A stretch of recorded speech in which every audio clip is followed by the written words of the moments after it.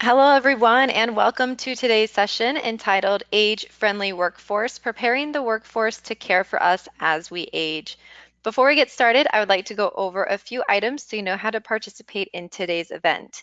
When you joined today's webinar, you selected to join either by phone call or computer audio. If for any reason you would like to change your selection, you can do so by accessing your audio pane in your GoToWebinar control panel. You will have the opportunity to submit text questions to today's presenter by typing your questions into the questions pane of the control panel. You may send in your questions at any time. We will collect these and address them during the Q&A session at the end of today's presentation. I would now like to introduce John Feather, CEO of Grantmakers in Aging and moderator for today's webinar. John, welcome. You now have the floor. Well, thank you so much, Sarah, and thanks to all of you for joining us today. Before we begin, we want to thank the John A. Hartford Foundation for their continuing support over the past 7 years for our Conversations with GIA webinar series, which allows us to provide this monthly series to our audience free of charge. This year marks the 10th anniversary of the Institute of Medicine's report, Retooling an Aging America, Building the Healthcare Workforce. This seminal report led to the establishment of the Eldercare Workforce Alliance, a coalition of 31 organizations committed to developing practical solutions to strengthen our elder care workforce and to improve the quality of care. To recognize the 10th anniversary over this year, the Eldercare Workforce Alliance is leading a new campaign called #TogetherWeCare, to examine our progress since the report and share solutions for current and future workforce needs. As part of this campaign, the Eldercare Workforce Alliance has arranged a panel of experts to discuss programs to address key components of training the workforce to care for all of us as we age. We want to thank particularly EWA's Executive Director, Amy York, for organizing today's conversation. Joining us today are Rani Snyder, who is the Program Director at the John A. Hartford Foundation, and also the Vice Chair of the Board of Grantmakers in Aging, Dr. Catherine Carrico, the Associate Director of the Wyoming Center on Aging, located at the University of Wyoming, also President-elect of the Natl Association of Geriatric Education Centers, and Associate Director of the Wyoming Geriatric Workforce Enhancement Program, a cooperative agreement from the Health Resources and Services Administration. And finally, Angelina Del Rio Drake, the Chief Operating Officer of the Paraprofessional Health Institute, or PHI. Welcome to you all. As I mentioned earlier, we will be asking for your questions, and you can start putting them in the question box that you see at the right hand of your page at any point. I will be asking those to our panelists as we end the presentation. So Rani, you're up first. Tell us a little bit about the involvement of the John A. Hartford Foundation and how this issue became important to you. Thank you, John. I really appreciate your introduction. And if I can, I want to start by applauding the Eldercare Workforce Alliance for the campaign that they're working on, and for the work that they're doing broadly. They are a grantee of ours, and we've been really, really pleased and proud of the continuing efforts that they put on keeping a focus in a policy sense on the workforce for older adults. As you know, the John A. Hartford Foundation has focused on education and training in the professions around geriatrics for many, many years. It's something that's really important to us, and we have a long history of work in that area. If I can go to the next slide, please. This is just a little bit of information about the foundation for anyone who's unfamiliar with the John A. Hartford Foundation. We are a private philanthropy. We're based in New York, but we're national in the scope of the work that we do. And we were established originally by the family owners, John and George, of what used to be the Great Atlantic and Pacific Tea Company, now known as, or more recently known as the A&P grocery chain. We've been working in the field of aging and health since 1982. We had a history of focus on workforce, as I mentioned before, and increasingly over time then building models of care and employing the workforce that we helped to build and the leaders in that field in developing and forwarding models of care. These are our three priority areas now. All of them, as you'll see, are dedicated to our mission of improving the care of older adults. They include creating age-friendly health systems, supporting family caregiving, and improving serious illness and end-of-life care. Next slide, please. So this is a presentation about the difference between what we know and what we do. There's clearly a gap between the two. We have lots of evidence-based geriatric care models, and those are models that I mentioned, we help to build, but there are many, many clinicians and other experts who have worked very hard over the years to develop models and test them, and they've proven very effective.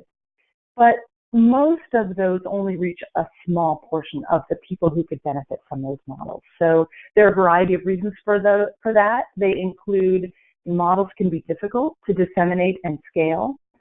They also can be difficult to reproduce in settings that have less resources. And when I mention resources, that clearly can mean financial resources, but in addition, sometimes these models have been developed in academic environments that have other kinds of resources that are not strictly financial, but that are not necessarily broad-based in other places.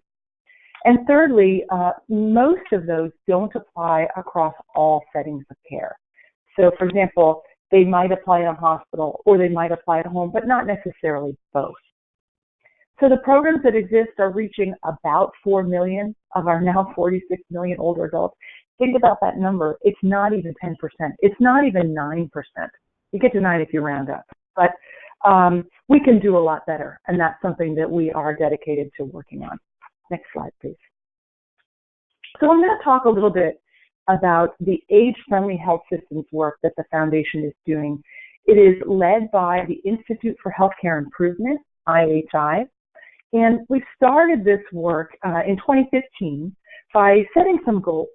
We started thinking about a spread goal and determined that we will set it as our mission to reach 20% of health systems across the U.S.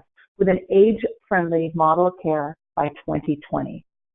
We also spent some time thinking about the what, developing the what, and I'll outline 3 pieces of what we consider the what and how we've brought this together.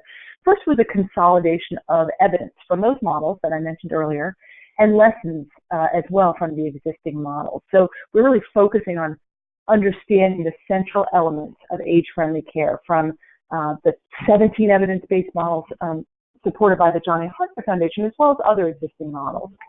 We then convened a set of experts to inform a prototype initiative. So we pulled together the various experts who had created the models, who had worked on existing models, and really we also put together some additional stakeholders, including the American Hospital Association and the Joint Commission.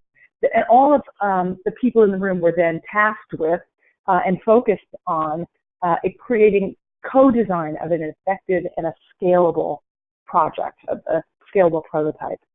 So then the third piece of that, developing the what, is the prototype itself and development and refinement of that prototype with a core group of experts. So the next step for us has been to pilot test the how to prove the model, really. So this is what we've been doing since 2016, and I'll share a little bit more details on the next few slides about this. And then last but not least is the scale up, because we do want to push this out broadly, and this is the phase that we're entering into now. Next slide, please. So I discussed, I'm not on the next slide, there we go, thank you. So I discussed the what and the how on the last slide, and this is the who. So we're in partnership now with 5 different systems, healthcare systems that across all of them represent 40 different states in the U.S. And these systems have been working with us hand in hand, working with IHI and pilot testing the various pieces of what is essentially a cohesive model. So they are Anne Arundel Medical Center, Ascension, Kaiser Permanente, Providence St. Joseph Health, and Trinity Healthcare. In addition, and I want to point out below, the Age-Friendly Health Systems is an initiative of the Johnny Hartford Foundation together with the Institute for Healthcare Improvement, that's our grantee. It's also in partnership with the American Hospital Association, who very early on wanted to join and has been a strong partner all along, and the Catholic Health Association of the United States, which has also joined the movement, if you will. Next slide, please. So I want to talk a little bit about the core elements of the prototype. We call them the 4 M's. So these 4 M's are really the essential elements of high quality care for older adults. And when they're implemented together, so it is a bundle, they indicate a broad shift by health systems to focus specifically on the needs of older adults. So the 4M age-friendly care model that emerged with these 4 different pieces is both evidence-based, because it does come from the various care models, and it's able to be put into practice reliably in the healthcare setting. So the first of those, and this is the only one that we list in order, because what matters is of first priority. It's knowing and acting on each older adult's very specific health outcome goals and understanding their care preferences across settings. The next M is medications. So if medications are necessary, using age-friendly medications that don't interfere with the other M's, so they don't interfere with what matters or with mobility or with mentation. Mentation is really anything cognitive, so identifying, treating, and managing dementia, depression, and delirium across all care settings. And finally, mobility is really about ensuring that older adults move safely every day in order to maintain the function and really, for them, do what matters. Next slide, please. So IHI has been working with the 5 health systems to test and to refine this work. This is really just to give you a sense of the work and the way that it's rolling out. IHI has accelerated the learning and implementation among the health systems with a very collaborative learning approach. As the initial test sites in the system achieve reliable care and realize better outcomes, IHI is working with the 5 health systems to then scale up the prototype to reach additional care delivery sites that provide care for older adults within each of their systems. Next slide, please. So this is about some of the results to date. To date, as of this number is actually as of May of this year, more than 51,000 patients have received age-friendly health care, according to these 4 M's. The 5 health systems that were mentioned earlier have 26 different sites in 7 states, and they've been transforming care in all of those sites with more than 60 active tests on the various 4 M's. There's been really a groundswell of interest in the age-friendly health systems work and in the 4 M's, and there have been more than 250 organizations that have joined a group called Friends of Age Friendly that the Institute for Healthcare Improvement is keeping track of anyone who's interested in understanding the work better and becoming a part of the work can join Friends of Age Friendly. I'll talk a little bit more about that later. And then this last bullet is about action communities. We have over 120 health systems that have expressed an interest in the age-friendly health systems action community, and I'll speak a little bit more about that later. Next slide, please. So how are we currently building an age-friendly workforce through this age-friendly health systems work and beyond? This slide and the next, we'll talk about that a little bit. And this is really where the meat of the issue is for this webinar. First, through training on the 4 M's, healthcare teams are becoming more age-friendly. There are a few elements of these age-friendly principles and of the teams themselves. First of all, these are the essential elements of good geriatric care. And that's been proven by the various models and is well accepted and received by those who are experts in the field. It's also inherently team-based and interdisciplinary, which is something that's really important to the foundation because it's been shown to be best care for older adults. And last but not least, it crosses all healthcare settings, from your kitchen table to the hospital and back again. So the focus of this work is really on systems change. It goes beyond training and education, which is so important, to changing workflows and processes that support age-friendly care and the clinicians who provide it as well. it's also, and I think some of the comments I've made so far have alluded to this, it's more than a grant, it's more than one initiative. It's turning out increasingly to be a culture change and really a movement. There is less leadership, executive leadership commitment at each of these sites. It was actually required to join the initiative, to make investments in other areas related to older adults also more likely, and that's including the workforce. Next slide, please. In addition to the work that's being done specifically under the IHI work, there is additional work funded by the Foundation and others. So there currently are some training modules on the 4 Ms that are being developed. These are being developed by a specific program that is federally, from the federally funded Geriatric Workforce Enhancement Geriatric Workforce Enhancement Program, which you'll hear more about later. Actually, the next presenter will speak about this. The one I'm mentioning here is called Catch On. It is a program at Rush University, and they're partnering with IHI to develop online education as a part of the Age-Friendly Health Systems Initiative. So the education itself will be targeted toward healthcare staff across the health system. And the first set of modules, which are anticipated this fall, will focus on a high-level overview of the 4 Ms and why they're important, on the 4 Ms in the hospital as well as in outpatient settings, and on how to implement the 4M model. And then a second set of modules is planned to expand upon the issues within the 4 Ms, and those include dementia and delirium and depression, with targeted training for healthcare staff from reception workers through doctors, nurses, and allied health. So we really are aiming to meet everyone where they're at in order to improve care for older adults. Secondly, we have a number of other initiatives funded by the Hartford Foundation that are complementary and ultimately folded into what is an age-friendly health system, and they include education and training for specialties, including geriatric emergency medicine and the Coalition for Quality in Geriatric Surgery.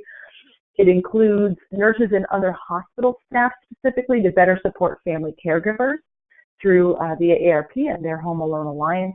And we've got some work that we're really excited about that's in development to support health and service organizations that are serving diverse family caregivers, as well as some work to make walk-in pharmacy clinics more age-friendly, including some workforce issues with their staff.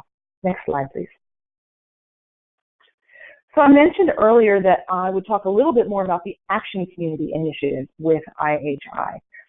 The Institute for Healthcare Improvement has a really well-established track record. It's based on years of experience of convening like-minded organizations in communities to very rapidly scale up solutions to difficult problems in healthcare. So IHI, with our support and on this age-friendly health systems work, is applying these methods in what is now a 7-month action community to support health systems that have both the will and the interest to accelerate their progress towards becoming an age-friendly health system themselves. So the action community has no fee to participate, and an organization that's interested can enroll as many teams as it would like. So in the age-friendly health systems action community, right now we're gearing up for over 100 participating teams from across health systems all across the U.S.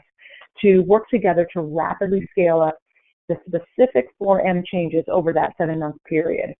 The action community is designed for hospital-based teams, so for example, emergency departments, ICUs, medical surgical units, and also for ambulatory care teams, so primary care and specialty care. And the instruction and coaching for each of these action community teams will be setting-specific, and it will include transitions in care between settings. So we do have a subsequent round planned after this first round that's just beginning this month. Next slide, please. So if you're interested in joining and becoming a part of an action community, here are a few ways that you could go about it. You can find out if there are any healthcare organizations that you work with that are already applying, and you could partner with them.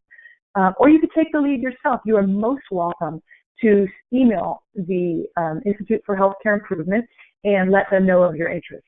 You can talk with healthcare providers that you work with about the age-friendly health system.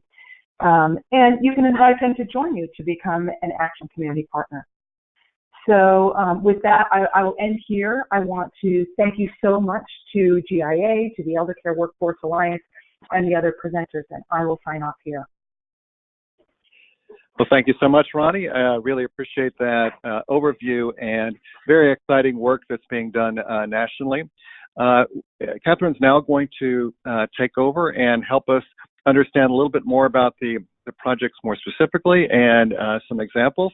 And so, Catherine, we'll start with you. Hello, thank you for the introduction. So I am here to speak a little bit more about a program that's funded through HRSA, or the Health Resources and Services Administration, which is called the Geriatric Workforce Enhancement Program. And if you go to the second slide, the Geriatric Workforce Enhancement Program is a fairly new initiative from HRSA that was launched in 2015. This funding opportunity replaced the previous 4 geriatric funding mechanisms and created one comprehensive program that integrates geriatrics into primary care and also works to link primary care with community-based organizations to really encourage optimal care for older adults who often rely on primary care as well as community resources to age well. You can read the purpose of the GWEP there, which talks a little bit more about this.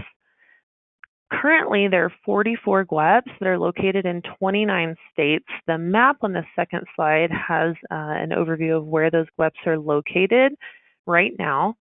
I want to point out that each GWEP is very unique and has programs that have been designed to meet the needs of older adults and the healthcare workforce in areas that the GWEP serves. However, every GWEP has a focus on rural and/or underserved populations. And the flexibility of the GWEP to meet the needs of local populations has really allowed for innovation and an increased impact in the community. Each GWEP is a partnership of at least one primary care organization, a community-based organization, and an academic institution. GWEPs also work with many other collaborators, for example, local chapters of the Alzheimer's Association, quality improvement organizations, and area agencies on aging are often working collaboratively on projects of the GWEP. Next slide. A quick word on the appropriations and authorization of this program for those of you who are interested. So as I mentioned, GWEPs are first funded in 2015 through fiscal year 2016 funding. We've seen increases in funding in recent years, and this has allowed for expanded work, most recently to address the opioid epidemic. GWEPs are providing training in opioids on topics such as appropriate pain management in older adults to healthcare professionals and older adults and their caregivers. The GWEP program is currently going through reauthorization and actually being authorized for the first time as this current program. Advocacy for the GWEPs is a collaboration of the members of the Eldercare Workforce Alliance, which includes organizations like the American Geriatric Society and the Natl Association for Geriatric Education and many others. Next slide. So the objectives of the GWEP include transforming clinical training environments to integrated geriatrics and primary care delivery systems to ensure trainees are well prepared to practice in and lead these kind of systems. System change and workflow change are things that we're all working on to have a greater impact within the healthcare systems that we're so closely involved with. The second objective is to develop providers who can assess and address the needs of older adults and their families and caregivers at the individual communication and population levels. So this work includes work to develop geriatric expertise in clinical trainees, students, and faculty. The third objective is to create and deliver community-based programs that will provide patients, families, and caregivers with the knowledge and skills to improve health outcomes and the quality of care for the older adults. So this work includes delivering evidence-based programs for older adults and their caregivers.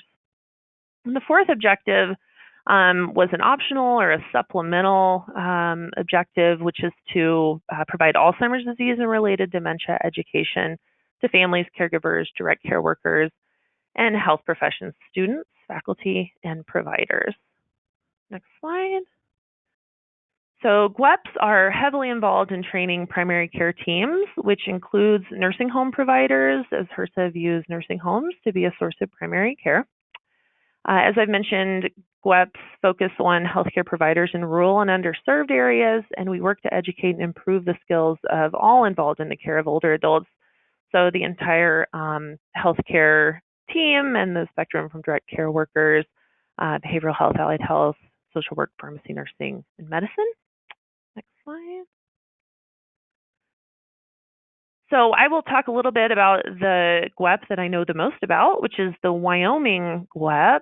We are a partnership of the University of Wyoming Center on Aging, Cheyenne Regional Medical Center, which is our largest health system in the state, and the Wyoming Department of Health Aging Division, the Wyoming and the Wyoming Primary Care Association, which represents the federally qualified health centers in the state.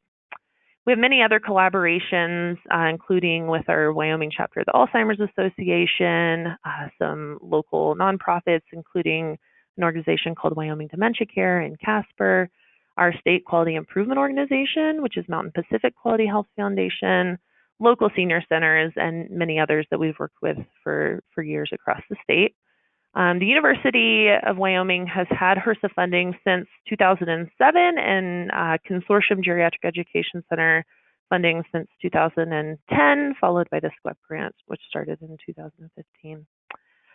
We work statewide, and we have trainees in every county, which covers nearly 98,000 square miles. Next slide. So how do we cover this much ground? Well, we really utilize partnerships, as I've mentioned. We also work to identify and implement innovative distance education technologies and models.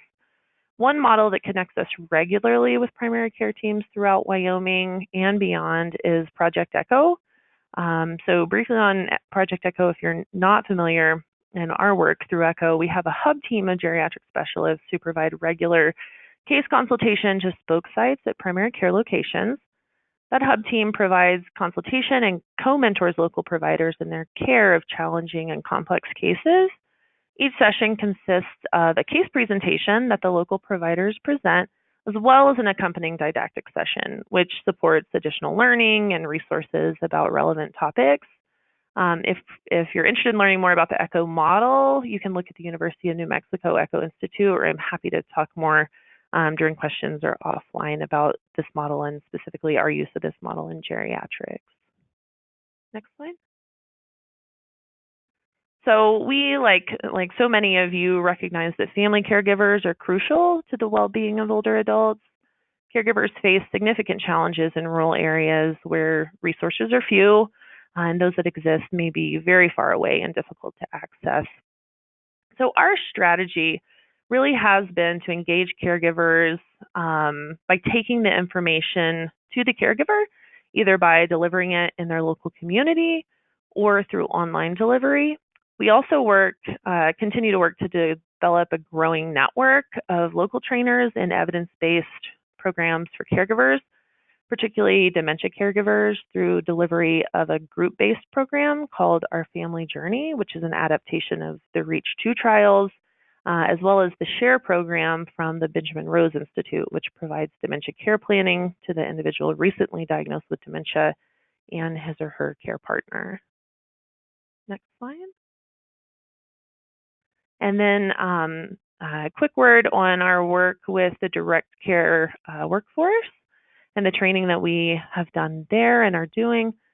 So in addition to family care partners, direct care workers such as certified nursing assistants are essential to the care and well-being of older adults. The Wyoming GWEP collaborated with a local CNA training program in Fremont County, Wyoming, which is the location of the Wind River Reservation. This is called the CNA Academy. Fremont County is very remote. It's rural and it's frontier, and its composure struggles to maintain an adequate number of CNAs, as you can imagine, especially in the American Indian communities. Our partners in Fremont County created a structured and supportive CNA training course to increase the course completion and exam pass rate of trainees. This program was composed of about 40% American Indian trainees who could then provide care in their local communities. Trainees received stipends as they completed milestones throughout the program, and they also received additional orientation and training in job readiness and study skills. This course has a high pass rate, and most of the individuals were working as a CNA at a one-year follow-up. Another program that we have is our online dementia care certificate. This is a certificate that's required now by several care centers in Wyoming for their direct care workers to complete. The beginner level is designed for CNAs or for those who don't have a background in dementia care. And there's a beginner and an advanced level that people can go on to complete.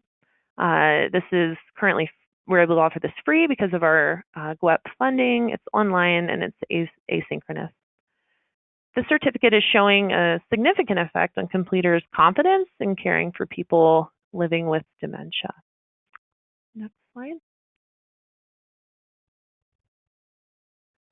So as we look to the future, both of the Wyoming GWEP and GWEPs around the country, we're all working to create sustainability for our projects. Sustainability is a focus of HRSA as we build unique and innovative training programs throughout the country that they and we would like to see continued and incorporated into existing organizations. We do this by leveraging partnerships, attaining other grant and foundation support, and through innovative funding arrangements, such as collaborations with insurance companies or health systems. Most of the current GWEPs will be looking to expand and enhance our current projects and create new projects to meet community needs through continued GWEP funding, which we anticipate to be announced later this year. So we're all eagerly waiting on that. Next slide, please. And then finally, I want to acknowledge HRSA and thank them for their support of geriatric education and this investment in the health of our older adults. And thank you all for your time. Thank you so much, Catherine. It's great to hear about these specific programs. I think a lot of times people find that the programs don't apply as well to areas, so we may come back to that in our discussion. But at this point, we want to move on to Angelina and have her update us on some other aspects of this effort.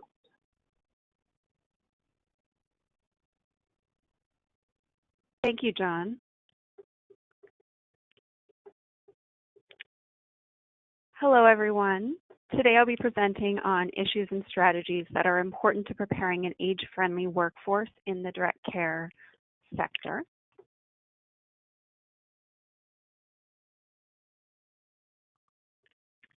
As background to this discussion, I'll start by introducing my organization and what we mean when we refer to the direct care workforce.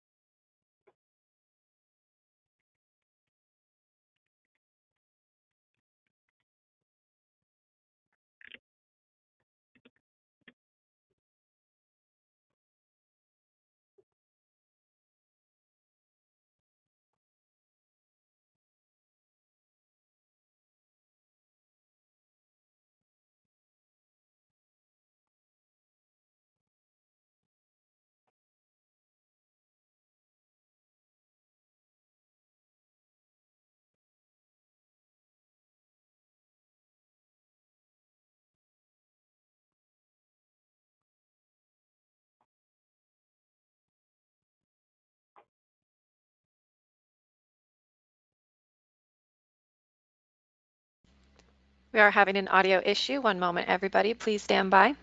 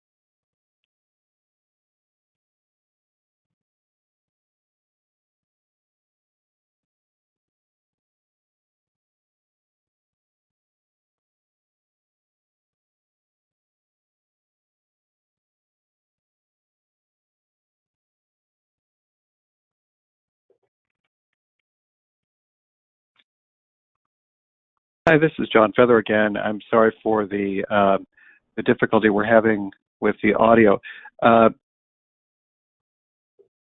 Could you confirm, Emily, that you can hear me?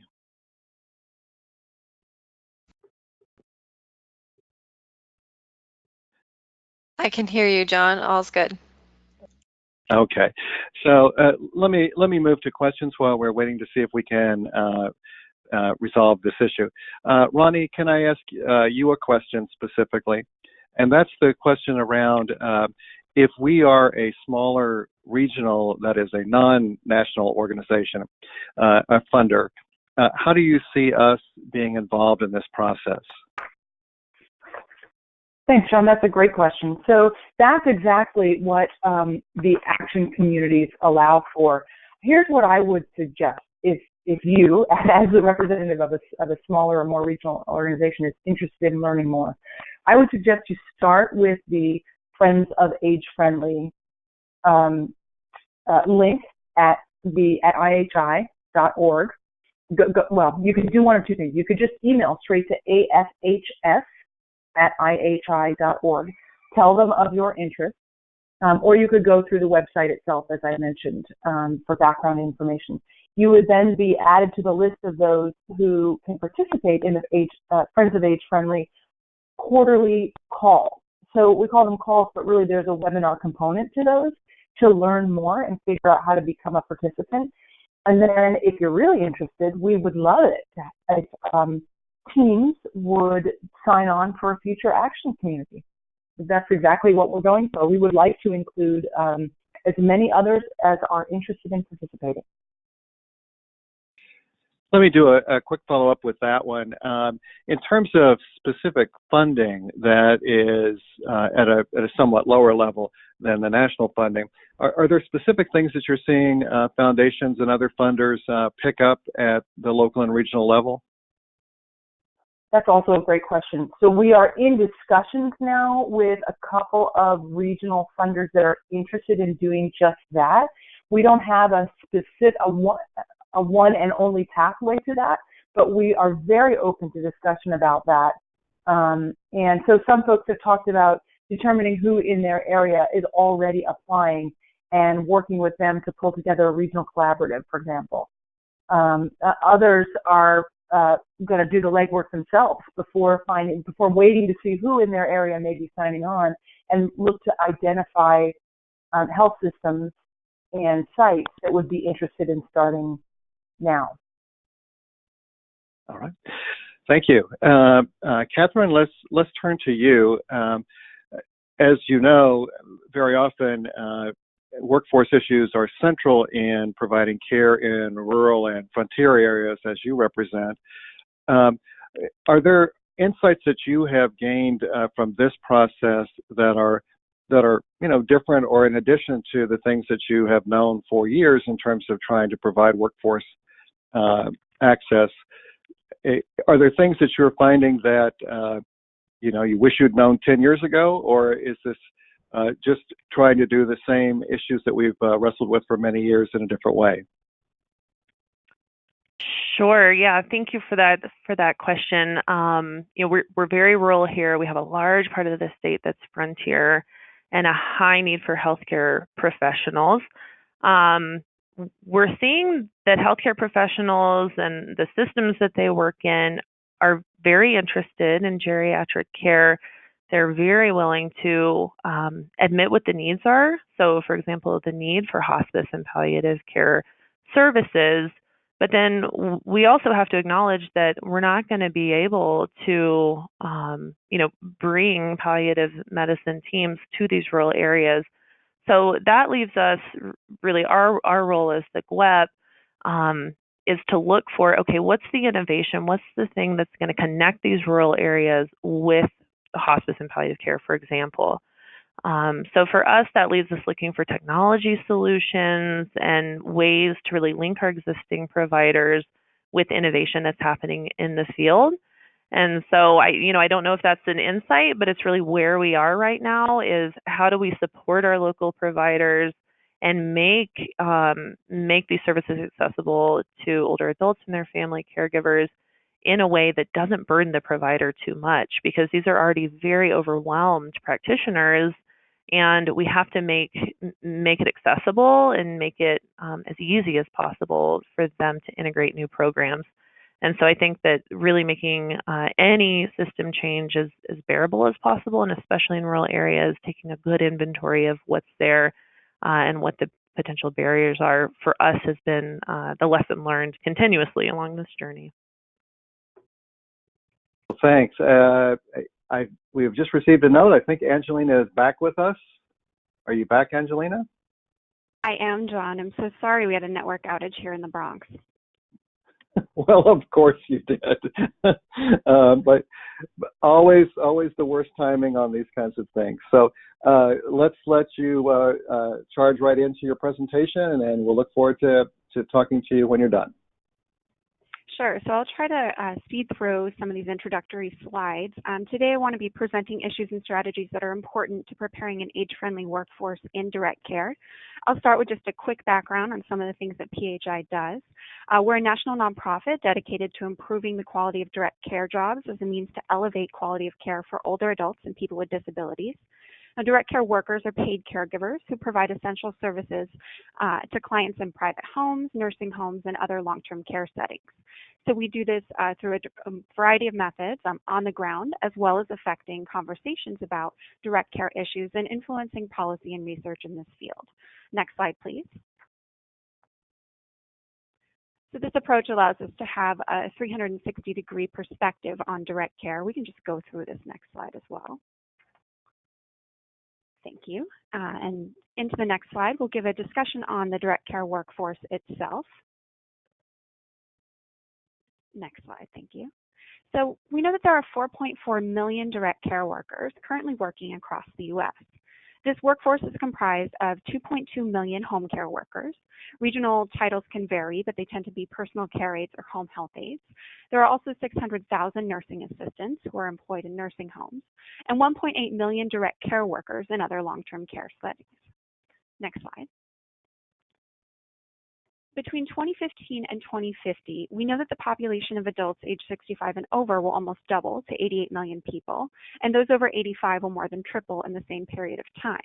This is spurring demand for long-term services and supports and for well-prepared direct care workers to care for them. But the population of working-age adults will remain relatively constant over this period. So these demographic trends, exacerbated by low pay and poor working conditions that characterize most direct care jobs, have created shortages of direct care workers in many parts of the country. And if we don't change the way that this workforce is valued, the shortage will only worsen over the next 30 years. Next slide. And go through the next two slides, please. Thank you. So one way we can change the way that this workforce is valued is to improve the level and quality of training that it receives.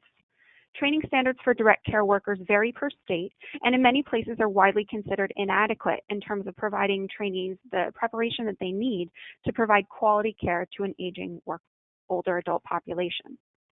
Personal care aides who provide support in activities of daily living, support in social activities, as well as environmental and safety support to their clients, do not have a federal training standard in terms of a minimum number of hours required to obtain professional certification as a PCA. In fact, only a few states require more than a week's worth of training to work as a PCA. Home health aides, who in addition to providing the supports that personal care aides provide, also provide a range of health-related tasks for their clients. They do have a 75-hour federal minimum training requirement for this certification, as well as 8 hours of clinical supervision that is required for their certification. But despite the fact that the Institute of Medicine recommends at least 120 hours of training for this workforce, most states do not mandate more than the federal minimum. And similarly, nursing assistants have a 75-hour training minimum as well. Next slide.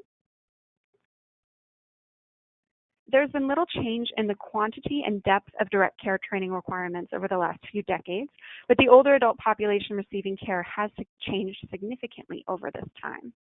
Older adults are living longer and presenting a greater prevalence of chronic and comorbid conditions. The work required to deliver quality care to them in turn has become increasingly complex.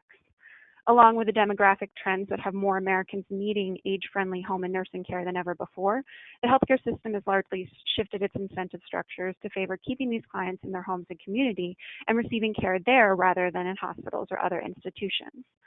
These trends have elevated demand for direct care services, but training standards and job quality has not kept up to meet this demand. Median hourly pay for home care workers nationwide is just $11.03, and full-time schedules remain a challenge, putting average annual incomes at just $15,100 for home care workers, with nursing assistants faring only slightly better with annual wages of $21,200. This puts most direct care workers living beneath 200% of the federal poverty level. Next slide.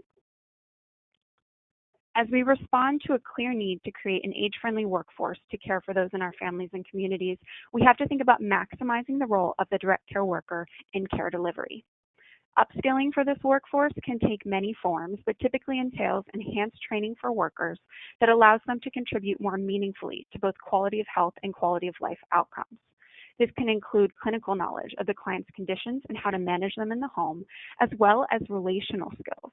This is intensely interpersonal work, but the skills related to communicating and problem solving that allow a worker to deliver care that is effective and respectful is rarely included in the limited training standards for this profession. It's also important that we train direct care workers to use skills in observing, recording, and reporting on client health and in order to prevent escalations of illness and worsening emotional or physical well-being. And this is particularly effective when we include direct care workers and models of care that allow them to report their observations to the care team. And of course, if we want to keep workers in this field once they're retained, we must offer them quality jobs. Next slide. With their array of skills and unique proximity to clients, direct care workers can serve as an important link in care coordination, providing a more complete picture of a client's condition to the rest of the care team. You can progress through this slide. Enhanced training in clinical competencies allows an upskilled worker to better understand the health conditions of her client and support transitions of care in and out of the hospital, as well as support health promoting behaviors in the home. But in addition to clinical competencies, direct care workers can also be trained to contribute to the social and environmental conditions shaping client health. This can mean observing for stressors in the home, providing a level of social connection. Social isolation is considered the new vital sign among older adults, and direct care workers have a unique opportunity to address it. Direct care workers can also observe for structural barriers to health, like income scarcity or food scarcity, which may be beyond what a direct care worker herself can affect, but by reporting on this can help with a care team connect that client to supports in their community. And together, the observation, recording, and reporting of this information can support clients in maintaining optimal health in an age-friendly home or residential setting and in reducing costly health outcomes. You can go through the next slides. We have an example of some of our work which trained direct care workers for advanced roles where they would actually go into the field and coach workers on the job in these skills. So it's an example of upskilling at the entry level for the workers who are trained on the job, as well as direct care workers who were trained to provide that training, who would play an advanced role bringing the observations of home care workers from their client visits to a care team. I'm just going to speed through these since we're short on time. One really important outcome of this project was that home care workers increased their observations and their job satisfaction. They could actually see that what they were doing in the home was affecting decisions about client care. They were feeling more respected in their roles, and that helped improve recruitment and retention. And just back to this core slide, I think it's really important that we recognize that in addition to investment in improved training and workflows for the direct care workforce, we must also invest in compensation, benefits, and working conditions for this workforce if we're going to build the age-friendly workforce that our future needs. So I'll go ahead and end there. Thanks everyone for your patience. Well, thank you so much, Angelina, and I'm sorry for the technical glitch. But let me ask you a question to start. We have a couple minutes for questions, and then we'll move on to ask our panelists for your final words of wisdom. So the work that you've been doing this for some period of time. Are you seeing more attention being paid to this issue And is there more, I guess, political will to move this issue forward at this point? Sure, I would say that there is more attention to this issue. There are more activists who work with other low-wage workforces who are including direct care workers in their movements. And I think there's greater attention to this issue of wage justice and to working conditions, fair scheduling and things like that. That's a little more top of mind for most people when it comes to workforces who they see every day, so baristas or retail staff. And increasingly, there's more awareness of direct care workers within those movements. I still think funding for compensation for this workforce, is a challenge, and cuts to Medicaid, cuts to any kind of public funding, end up trickling down to hurt this workforce as well. But I think there's greater awareness of their importance in terms of job creation, but also in terms of preparing families, to know that their loved ones are cared for. Could you describe your workforce that you're working with a little more in detail in terms specifically of there's often a division made between those who are basically the hidden workforce of this, who are not paid through an agency or so forth, but are just hired informally. Do you work with all sides of the workforce development aspect, or just those who work for agencies and others?